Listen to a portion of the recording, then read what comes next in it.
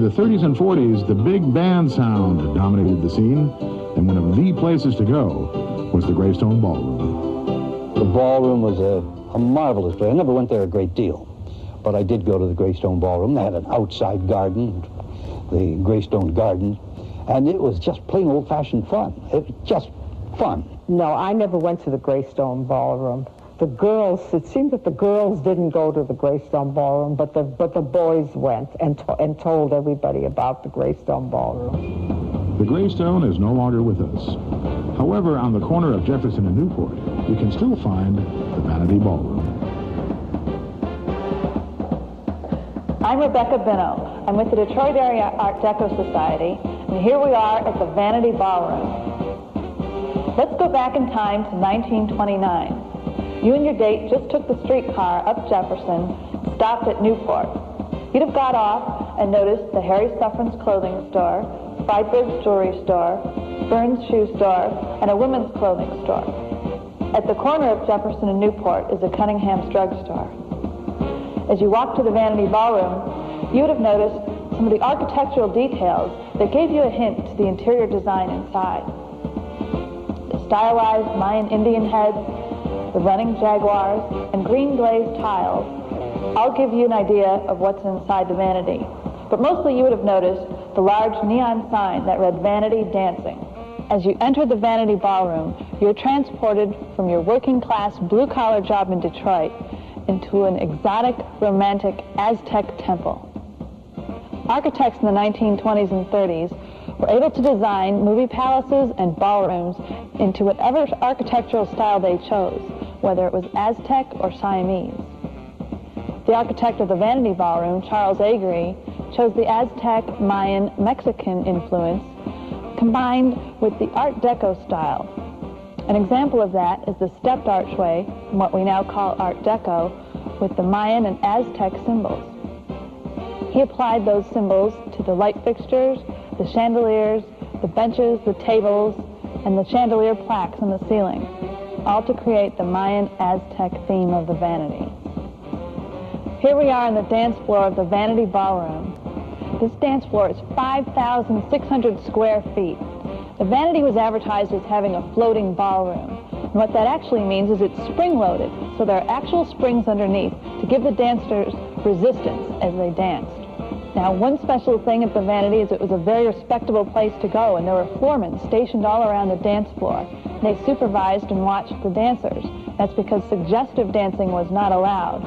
And when I asked a manager what that meant, he said, no wiggling of the butt. Well, after you and your partner danced here, you might go to one of the soda counters on either side and have a glass of Vernor's ginger ale or a lemonade or ice cream sundae. That's because liquor was not served here at the Vanity. Well, the Vanity survives as Detroit's last intact remaining ballroom, and I absolutely believe 100% that it could go back to its former splendor and grandeur that it used to have.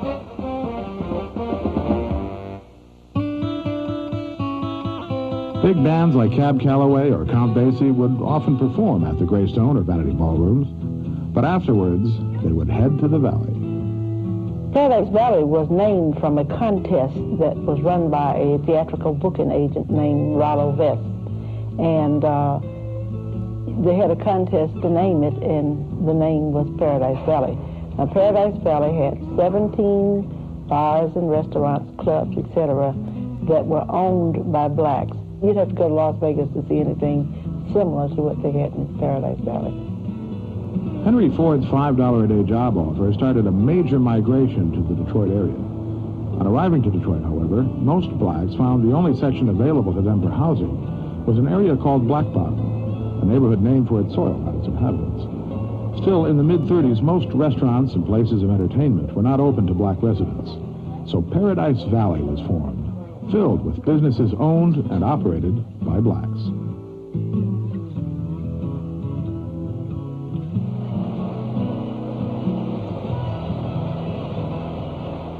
Most famous in the Valley were the nightclubs, featuring elaborate shows with equally elegant showgirls.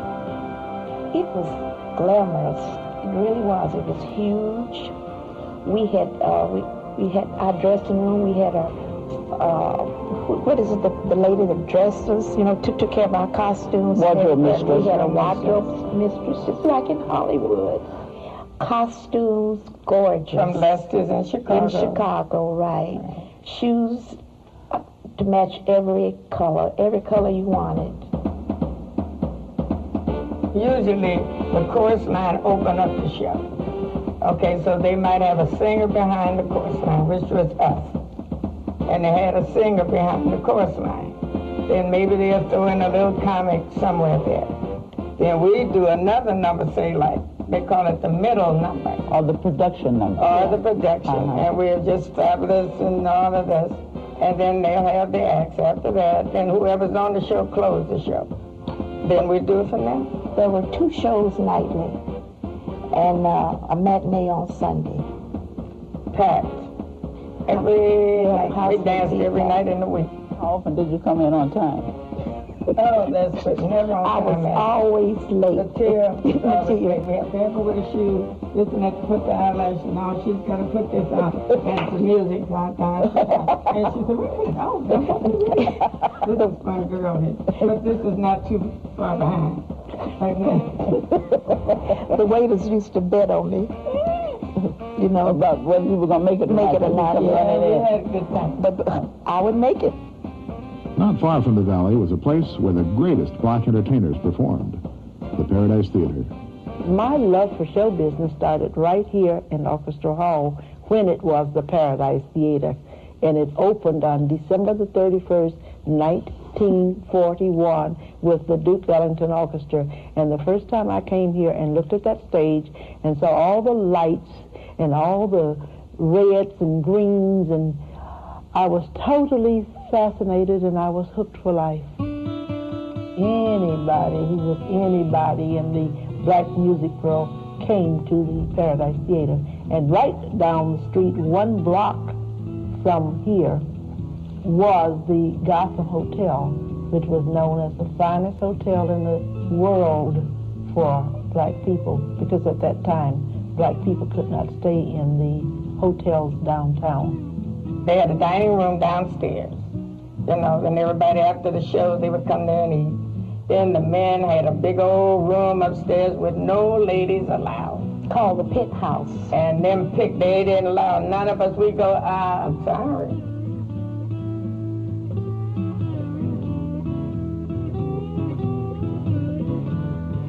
It's hard to describe the magic, the feeling that there was no stranger there. You met no stranger in Paradise Valley. You know, from whether a person was a gambler or maybe even a crook or, you know, or just a professional person. You know, people met. By the 1950s, big band music was disappearing and rock and roll was beginning. In the 60s, the new generation had a new style of music to express their point of view, and the meeting place for this new generation became the Grande Ballroom.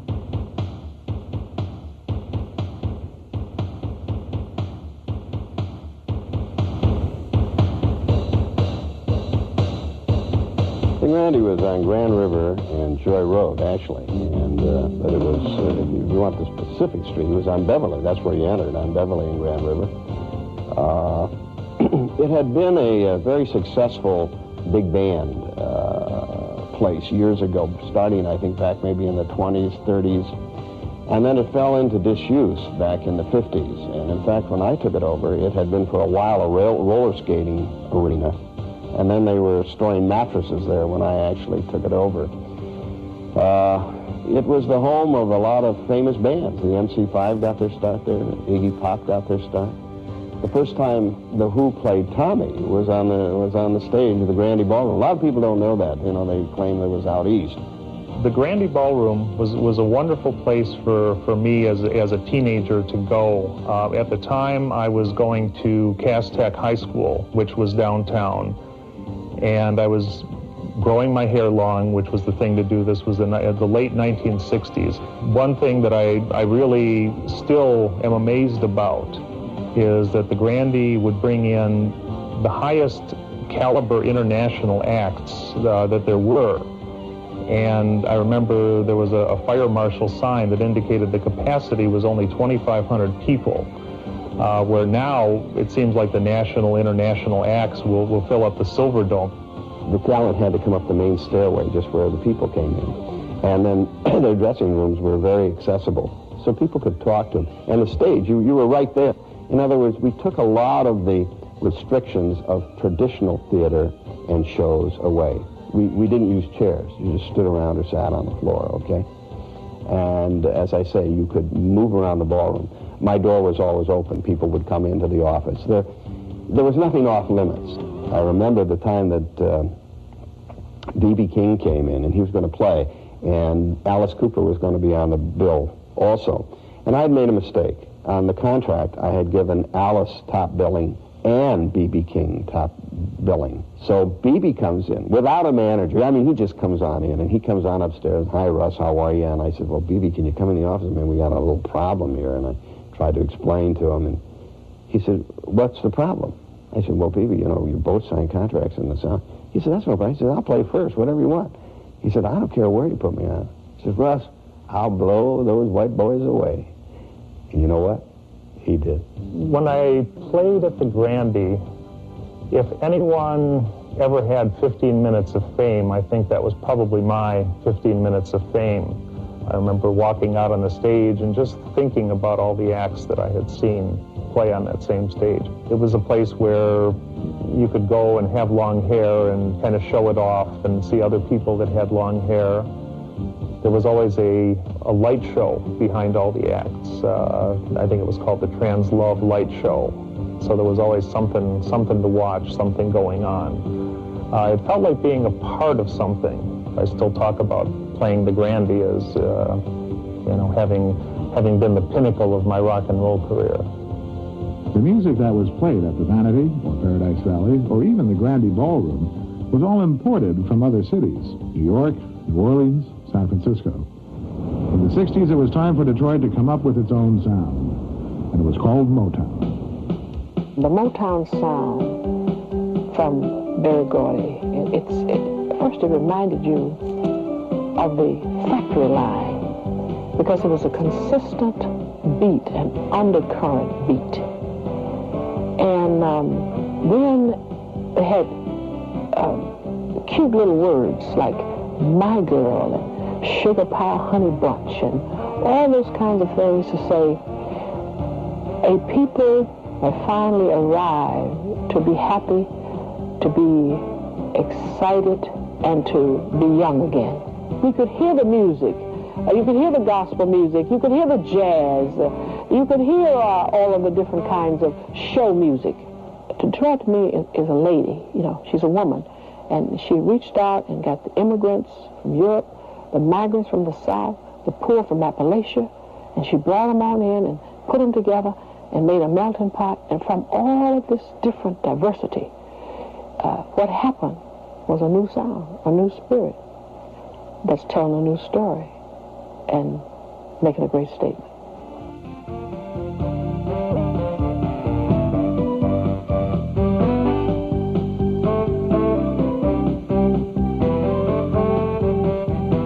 Motown review, my job was to introduce the artist. You bring the artist on, you bring the artist off, and in between time, you know, if you had to, as they say, stretch, you probably had a clean joke you could tell or something about who was coming up with that kind of thing.